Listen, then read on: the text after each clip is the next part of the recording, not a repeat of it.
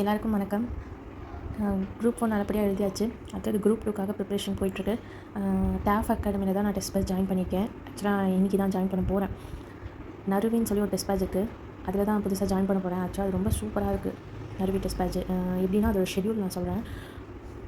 ஒரு நாள் விட்டு ஒரு நாள் டெஸ்ட் இது மாதிரி, அதாவது வாரத்துக்கு 3 நாள் டெஸ்ட்டு, 4 நாள் படிக்கலாம். நம்ம உண்மையிலே இவ்வளோ ஷார்ட் டைமில் நம்மளால் சிலபஸை ஃபுல்லாக கவர் பண்ண முடியும் அப்படின்னா அதுக்கு நறுவி ரொம்ப ரொம்ப ஹெல்ப் பண்ணும்.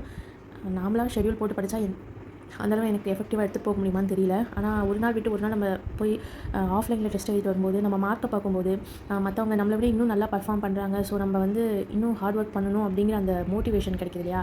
அதெல்லாம் வீட்டில் கிடைக்கவே கிடைக்காது. வெளியில் மட்டும்தான் அது கிடைக்கும்.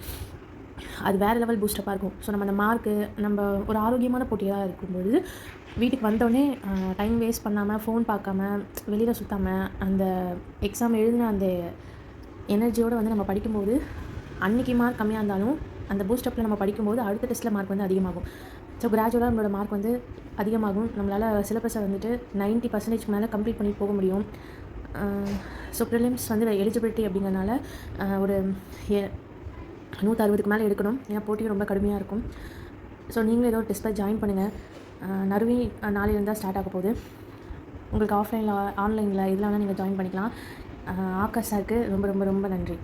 கண்டிப்பாக சேர்ந்து படிங்க. அந்த நறுவிக்காக இன்றைக்கி நான் மேக்ஸ் பார்க்க போகிறேன். எண்ணியல் தொடர்பான கணக்குகள் first டெஸ்ட்டுக்கான maths portion.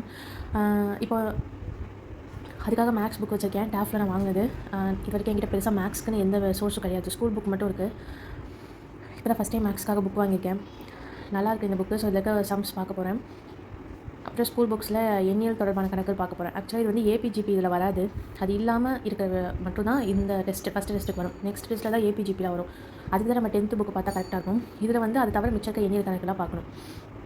So upcoming வீடியோஸில் நான் சம் ஒவ்வொன்றா சால்வ் பண்ணி எக்ஸ்பிளைன் பண்ணுறேன். நீங்கள் பாருங்கள், உங்களுக்கும் யூஸ்ஃபுல்லாக இருக்கும். தேங்க்யூ.